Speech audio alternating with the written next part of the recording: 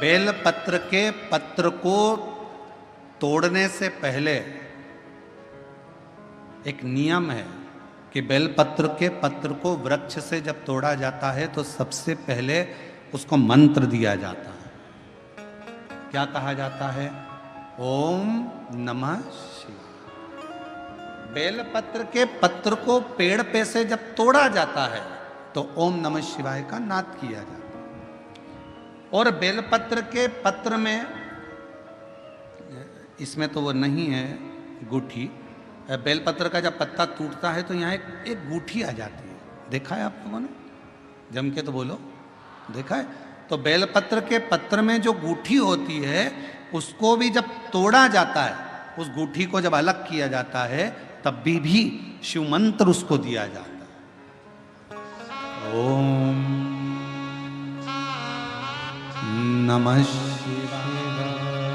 ओम नमः शिवाय।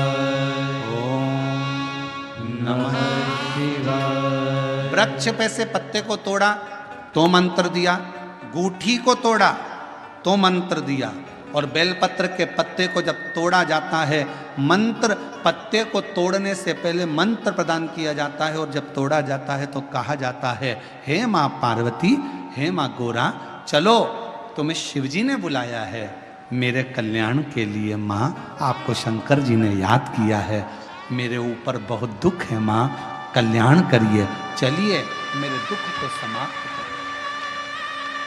निमंत्रण दो।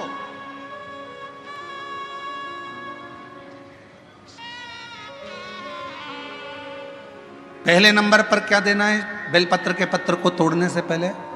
जम के बोलो, मंत्र। दूसरे नंबर पर क्या देना है बेलपत्र के पत्र को चलने का? जम के बोलो, निमंत्रण।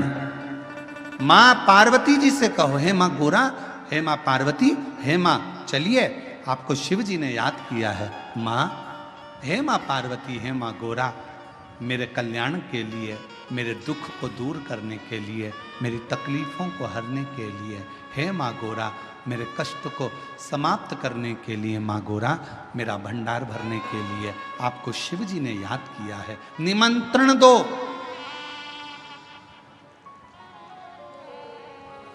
लेकर आए, फिर गूठी तोड़ी, फिर मंत्र दिया, ओम नमः शिवाय, नमः शिवाय, नमः शिवाय। अब गुरुजी ने पूछा कि तुमने मंत्र दिया? नहीं। तुमने निमंत्रण दिया? नहीं। तो फिर तुम्हें क्या हक है कि बेलपत्र का पत्र तोड़ो? शिव महापुराण की कथा तो कितनी बड़ी बात कहती है, बेल पत्र के पत्र को सीधे पेड़ में से तोड़ कर लेकर आना चाहिए।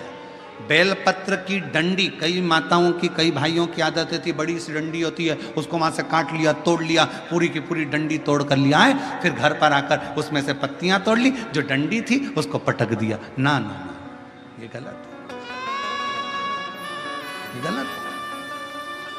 वृक्ष से पत्तों को निमंत्रण देकर फिर तोड़ा जाता है, और फिर लेकर आकर दूठी तोड़ते समय भी शिव मंत्र को दिया जाता। कुछ नियम है बेलपत्र के भी, उसको धारण करना चाहिए। कुछ जैसे डॉक्टर की गोली खाने के भी नियम होते हैं। डॉक्टर साहब लिखते हैं कि सुबह ये गोली लेना, शाम को ये लेना, ये भोजन के पहले लेना, ये भोजन के बाद लेना, और सुनो इसको गर्म दूध से ले लेना, इसको पानी से ले लेना। अब मालूम पड़े तुमने सोचा कि मैं एक काम करती हूँ, कहाँ मेरा टाइम बर्बाद करूँगी, सुबह लो, शाम को लो, दोपहर में लो, तो तुमने सारी गोली एक साथ खा गई, और फिर डॉक्टर के पास गई, डॉक्टर साहब मेरे को तो आराम ही नहीं लग रहा, मैंने 3 बार 15 दिन से गोली खा रही हूँ, 10 दिन से गोली खा रही हूँ। डॉक्टर साहब ने पूछा, गोली खा रही हो तो क्या तुमने नियम धारण करा? हाँ। क्या क्या नियम धारण करा? सुबह की गोली सुबह खाई, भूखे पेट की भूखे पेट खाई, भोजन के बाद की भोजन के बाद खाई? नहीं नहीं नहीं, मेरे पास समय नहीं रहता, इसलिए सारी की सारी एक साथ खा गई।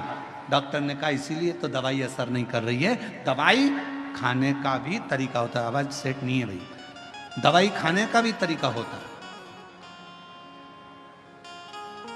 दवाई को खाने का भी एक तरीका है।